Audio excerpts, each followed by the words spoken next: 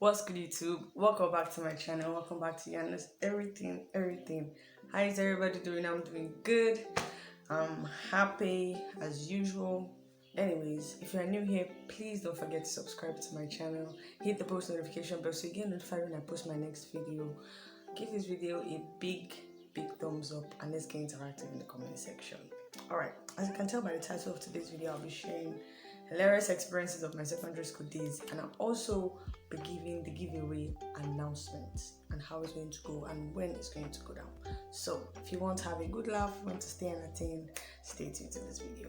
Alright, so all through my secondary school days, my mom has always been teaching in my school. When I was about to get into SS1, okay, it was about uniform. I got to school, to get my skirt, and I was like a 23 or 25 skirt size at that time. And then the person who was supposed to give me the skirt was like, I can't give you your size so that your mom won't talk.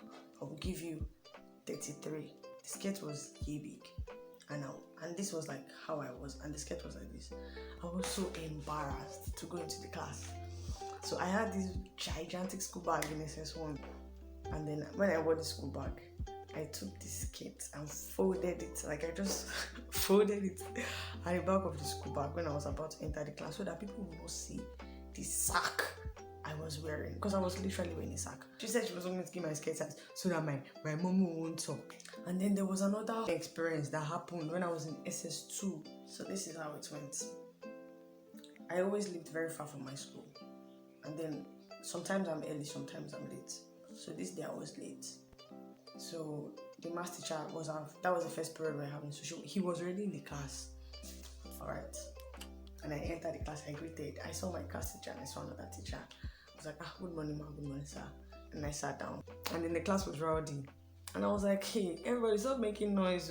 And then my teacher just looked at me. Because he was talking with the other teacher that I saw. He was like, you are disrespecting your teacher. You are marking your teacher. You say your teacher is making noise. You are marking the teacher. You are doing this to the teacher. I was like, sir, you are laughing. You are laughing. I was like, oh my God. And I just go to school. After facing the traffic, I just go to school to meet this.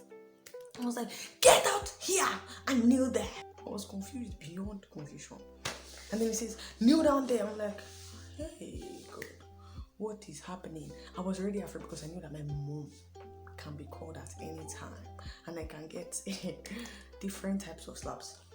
So he just told me, kneel down there. You are marking the teacher. I'm like, oh my God, I'm not marking anyone. I'm just saying everybody should keep quiet so we can listen to what the teacher is saying. And then when the other teacher I was talking to saw how the whole thing was going, she knew that this thing is not the way he was taking it. So, you know what she does? She says, okay, write an apology letter just for peace to reign. I'm really confused. Sharp, I take my pen and my paper and I'm formulating an apology letter and I'm writing, and I wrote it. And then I gave the teacher in the class. My teacher was not satisfied. He went to call the vice principal. The vice principal came. Before I know it, I see my mommy coming from the distance. And then they tell my mommy, and then my mommy gives me some sugar. I'm like, all right, this is how this is going to go down. This is going to be a serious case. So then this ends up being this very big matter that gets to the head of the school. From what? For nothing. Nothing actually happening.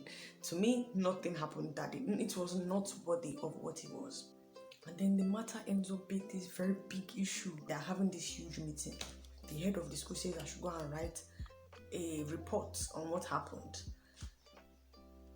I really had nothing to say, but I just said the truth. The way I saw it, we had games that day, and it even makes me want to cry thinking about it because I was a victim. So we had games. Me, I'm always happy.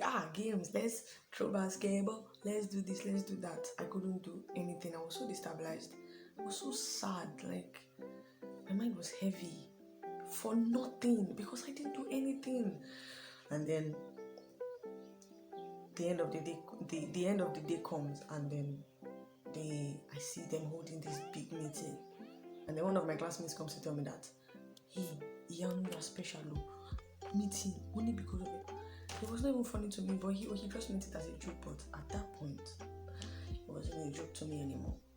And then the next day, I write my letter, I submit my report. I give my English teacher to please help me cross-check for any mistakes, any errors. And then he's like, okay, you're good to go. After writing the letter over and over again, with my heart in my mouth, I go downstairs to the head of the school's office and I submit the letter. And then she reads it and she's like, beautiful handwriting. I was like, okay, all right, are we getting to something good here? And then she's like, this letter really looks like you spoke the truth. You are free to go. I ran in front of the class. I felt like they put a tipper of sand plus the truck. Then they now put one skyscraper on my heart. And they just lifted it all off. It was so relieving. I was so happy. I was like, thank you, ma, thank you, ma. And I went to tell everybody in my class. Everybody was happy for me. It's the end of the school day. I see them doing another meeting. They said I should go free body teachers, and the whole whatever that happened was not over. And then it actually took like a few days before the whole issue finally died down. So that's how I almost got punished for something. I almost got seriously punished for doing nothing because my mom was teaching in the school. That was a that one was not hilarious. That is not a funny one, but it's something that really bothered me. And it's something that happened that I just felt to share. Alright, then there's another issue, another one. In SS2, this same SS2, with this my teacher. Anyway, it was not an issue with him anyways. I think we were having a free period in school that day. So I was like, beautiful.